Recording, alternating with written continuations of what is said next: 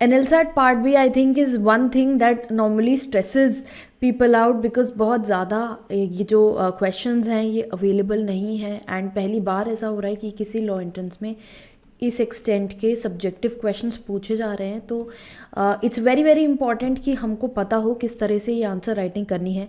मैं पहले भी इस सीरीज़ में और वीडियोस कर चुकी हूँ। This is another video where we'll be practising another question. ये क्वेश्चन मेरी मॉक टेस्ट सीरीज से है। So let's just look at this question and see कि किस तरह से हमें पार्ट बी में आंसर्स लिखने हैं। Let's start with this video. Hi guys, I am Ayushi, your mentor for law based examinations and welcome to Law Digest. So as you can see on the screen, question क्या बात कर रहा है। Question start करता है कि मेहर जो है, so that's the subject matter in the question involved. So there is a girl Mehar, she was passionate for dogs. So she bought a small puppy in her house. The puppy grew big and friendly, and in a couple of years, she used to leash the dog. वो dog को leash करके रखती थी every day before leaving for her tuition classes. So जैसे जैसे आपको दिख रहा है ये चीज़ें, ये कीवर्ड्स हैं which I am marking. So you need to keep this things in mind. जब आप क्वेश्चन पढ़ रहे हैं तो आपको ये बेसिक चीज़ें एक्सट्रैक्ट करनी है क्वेश्चन में से। Her house was located on the main road, ये फैक्ट शायद इतना ज़्यादा इंपॉर्टेंट ना हो। And her dog could see what everyone used to be doing, so the dog could see. There was another street dog who used to play around, and Meher's dog used to watch him play. तो एक street dog है वहाँ पे, और मेहर का ये जो dog है जो बंधा हुआ है वो उसको देखता है. One day when she left for her classes, her dog got off the leash. This is the important fact. You can understand कि maybe this is something that is leading to an event, and came out on the street. अब क्या होता है, अब वो unleash करके बाहर आ चुका है. The dog saw the same street dog जो वो रोज़ देखा करता था, and he starts chasing him. While chasing the other dog, he pounced upon Mrs. Godha, जो पास से निकल रही थी, and had entered the dog feeding area where vessels were kept in order to feed milk to the street dog being chased. तो ये जो street, so now basically to simplify, एक read it like a story. So there is a girl मेहर, उसका एक dog है जो बंधा रहता है, एंड अपनी ट्यूशन क्लासेस से जाने से पहले वो उसको बांध के जाती है. एंड वो ये उसका घर जो है वो मेन स्ट्रीट पे है, and he watches other people कि लोग क्या कर रहे हैं. Specially he watches a particular dog जो वहाँ पर आसपास घूमता है, वो इस साइड से उसको देखता है. And one day when she is in a tuition, वो he gets off the leash, इस डॉग को चेज करता है क्योंकि इसे वो दिख जाता है. एंड साथ साथ क्या होता है, वहाँ पे एक मिसेस गोदा आ रही होती हैं.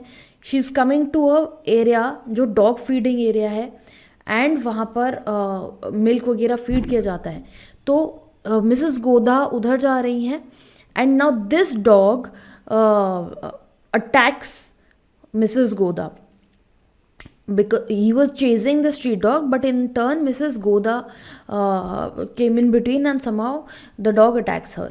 There was a warning sign also जो यहाँ पर place था कि you're feeding dogs and you have to be careful with events like these, due to which Mrs. Goda got injured. Can Meher be held liable? तो जो मेहर के dog ने किया, ऑब्वियसली आप डॉग को क्या पनिशमेंट दोगे. तो यहाँ पर क्वेश्चन में है कि मेहर की क्या रिस्पॉन्सिबिलिटी बनती है, मेहर की ऊपर क्या लाइबिलिटी आएगी इस केस में. So you have read the facts well, they are clear in your mind. अभी हम वीडियो के थ्रू कर रहे हैं तो इट्स टेकिंग टाइम. हाउएवर जब आप इसको अपने एंड से करेंगे, so you have to manage your time well, क्योंकि आपके पास इस पेपर को करने में आपको 150 मिनट्स मिल रहे हैं. पार्ट ए में भी आपका काफ़ी टाइम जाएगा. तो अगर हम टाइम को डिवाइड करते हैं 75 मिनट्स में, तो 75 मिनट्स में अब आपको ऐसे भी लिखना है. ऐसे के लिए आप लगा लीजिए कि आपको 10 मिनट लग सकते हैं ऐसे लिखने में. 10 से 15 मिनट अगर आप ऐसे के लगाते हैं, you have 60 minutes to do these answers, subjective answer writing. So in 60 minutes you have to answer 6 questions, that is you have 10 minutes per question. तो 10 minutes is a good enough time, provided कि आप part A 75 minutes में कर पा रहे हो. Part A में काफ़ी रीडिंग है, 8 to 10 पैसेजेस होंगे, तो यहाँ से आपका टाइम उधर भी लग सकता है. So you have to make sure कि आप उस तरह से टाइम मैनेजमेंट अच्छे से कर सको. नाउ अगर हमारे पास 10 मिनट है तो हम आई थिंक आइडियली ये जो क्वेश्चन है आपका, इसको पढ़ने में आप you can take about 2 to 3 minutes, and उस 2 to 3 minutes में you have to read the question well also, identify the keywords, keep your mind really active, उसको साथ में लिखना है. फिर हम आते हैं कि मेंटली हमें अपना आंसर पहले फ्रेम करना है rather than you know just get on to write with it. तो हम ये फॉर्म करेंगे कि अच्छा इस केस में हमारे पास कहाँ पे ज़्यादा पॉइंट्स बनते हैं, क्योंकि आप यहाँ पर देखोगे कि डॉग ने चेस किया है मेहर. तो आइडली लोग जनरली क्या करते हैं कि जिसकी लाइबिलिटी पॉइंट आउट करी गई होती है उसके हिसाब से लिखते हैं कि आप you know you are writing it against the fact that you're writing it for the motion that Mehar will be punished, Mehar को पनिश किया जाना चाहिए. अब उसके लिए हम आर्ग्यूमेंट्स देखते हैं. आप स्टार्ट करोगे by saying Mehar is liable. Firstly, you have to clarify that what side you are taking. So meher is liable is the side that you are taking. You will not exactly write for or against, because this is my way of teaching you कि for में आप ये लिख सकते हो, against में आप ये लिख सकते हो. एग्जामिनेशन में आप ये टर्म for नहीं यूज़ करोगे, आप यहाँ पे सीधा अपनी बात से शुरू करोगे कि आप क्या चीज़ बेसिकली होल्ड कर रहे हो. तो यहाँ पे Mehar is liable. Why? Because as it was her responsibility, it was responsibility of Mehar to take care of the dog and to not injure any civilian. यहाँ पे जो चोट लगी है मिसेस गोदा को वो सिविलियन है, एंड अननेसेसरली मेहर के डॉग के थ्रू उनको चोट लग रही है. If Meher was really attached to dogs, then at the same time, it was her responsibility to see कि it does not cause any inconvenience to people in the vicinity. Basic common logic से argument है कि अगर dog से वो attach है, ज़रूरी नहीं है कि हर कोई डॉग से अटैच हो जिस तरह से वो अटैच्ड है. तो अगर उसके डॉग से किसी और को कन्वीनियंस होती है, इनकन्वीनियंस होती है, then she will be responsible and she is to make sure कि किसी को इनकन्वीनियंस वो ना हो, ऐसी सिचुएशन ना आए. It is not necessary that everyone will be comfortable with dogs like her, जैसा कि मैंने बोला, जो कि she was the sole owner of the dog. Now if that dog hurts another being, it is upon meher to make things good for the other person. जिसको injury हुई है on behalf of मेहर की वजह से किसी को अगर injury हो रही है तो ये मेहर की रिस्पॉन्सिबिलिटी बनती है. The dog is Meher's responsibility and she consented to that responsibility the day she brought a puppy home. आप घर पे पपी लाए हो तो you have to understand कि आपको पपी की तरफ भी ड्यूटीज़ हैं, जनरल पब्लिक की तरफ भी ड्यूटीज़ हैं. तो ये चीज़ें ये आप अपना इम्प्लाइड कॉन्सेंट दे चुके हो जब आप वो डॉग घर लाए हो. So any harm that is caused to Mrs. Goda is because of her dog. And it is her responsibility. It is not even so that Mrs. Goda did anything to offend Meher's dog. Mrs. Goda ने कुछ ऐसा भी नहीं किया है कि मेहर के dog से कुछ पंगा लिया हो उन्होंने कि वो उनको अटैक करे. She was simply going to the feeding area. She was simply going to the feeding area. She was going to feed the street dog and she had no clue कि उस डॉग के दिमाग में क्या चल रहा है. Hence in this case, Meher is the person who will be liable for the injuries caused to Mrs. Goda. ये हमारी फोर्थ साइड से आर्ग्यूमेंट हो गई आपकी. अब ये मैंने बेसिक आर्ग्यूमेंट्स आपको बताई हैं. आपकी आर्ग्यूमेंट्स इससे ज़्यादा भी हो सकती हैं. हो सकता है कि आपको कोई और अच्छा पॉइंट स्ट्राइक कर जाए जो शायद यहाँ ना लिखा हो, या फिर यहाँ पे ना लिखे हुए पॉइंट्स ना स्ट्राइक करके आपको कुछ और स्ट्राइक कर जाए. इन क्वेश्चंस की सबसे अच्छी बात यही है, the best thing about this questions is that there is no one particular answer to this. So anything that strikes you and it makes sense, it can be a part of the answer. It is not necessary that आप same answer लिखो जो मैंने आपको दिया है. This answer has just been given for you to understand कि किस तरह से आपको आंसर राइटिंग करनी है, कैसा आपका आंसर लिखा जाएगा. ये सेम आंसर मैंने आपको मॉक में भी दिया हुआ है. तो जब आपका स्कोर आएगा सो यू कैन सी कि आपको ये फॉर साइड ये है और अगेंस्ट साइड ये है, एंड यू कैन सी कि किस तरह से आंसर लिखा हुआ है. You can match your answer. In any case mocks में I am evaluating your answers and I am giving you remarks, so that is also there. तो इतना ज़्यादा आप डिसएडवांटेजेस पोजिशन में नहीं हो. आपको सोल्यूशंस भी मिल रहे हैं डिटेल्ड एंड आपको साथ साथ रिमार्क्स भी मिल रहे हैं from me. So it's a good way that we are practicing like that. Now just in case I just thought कि कुछ लोगों को पता नहीं होगा शायद, अगर मॉक्स आप ढूंढ रहे हो NLSAT के and you're not finding them, they're available on our website www.lawdigest.in, जहाँ पर आपको NLSAT के 5 टेस्ट अवेलेबल है in the series and you can enroll for them. Against के लिए अब आप बोलना चाहते हो कि मेहर की गलती नहीं है, ये तो मिसेस गोदा की गलती है या किसी और की गलती है, तो आप क्या आपकी आर्ग्यूमेंट्स रहेंगी? What will be your arguments from the against side? Mehar did not commit any offence. Opening में आपने बता दिया कि आप कौन सी साइड ले रहे हो. And can not be held liable because on her part she took complete care to leash the dog. Tuition जाने से पहले she has already before leaving for her tuition she has tied the dog with the leash. So she has taken this responsibility on her part कि dog किसी को injure ना करे. उसने अपना caution, she has taken that caution to ensure that no one gets hurt.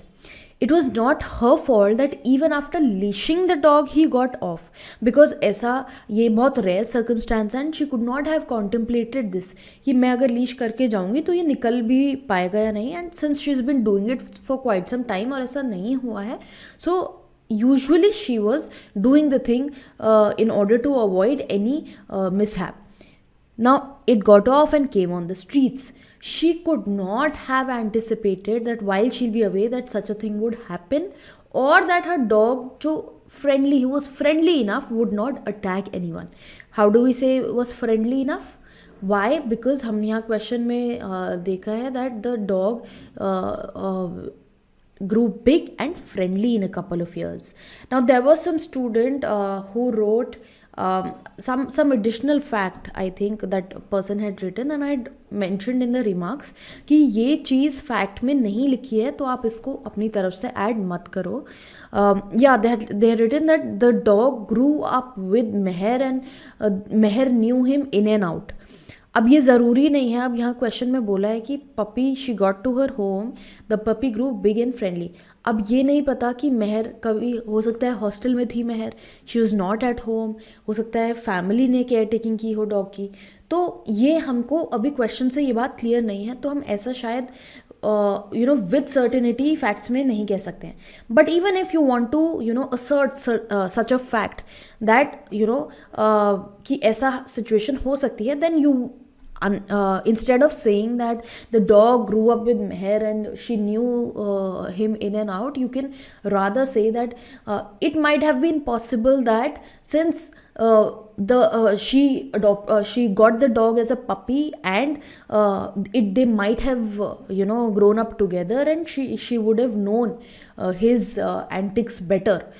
सो आप would बोलोगे, आप विल नहीं बोलोगे, आप वुड वहाँ पर यूज़ करोगे कि ऐसी प्रॉबिलिटी हो सकती है. So hence Mehar is not responsible, it was for Mrs Goda. अब हमने मेहर की रिस्पॉन्सिबिलिटी के बारे में बात कर ली, अब हम बात करेंगे मिसेस गोदा की क्या गलती थी यहाँ पे. She was to keep a watch of the surroundings. जब आप डॉग फीड करने जा रहे हो you have to be careful enough, specially वहाँ पर वार्निंग का साइन भी लिखा है, फैक्ट्स में लिखा हुआ है.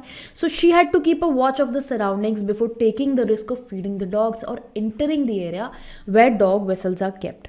She was completely risking her well-being despite there being a warning sign placed. Hence, Mrs. Goda is liable, Meher is not liable and Mrs. Goda is herself responsible for the injuries caused to her.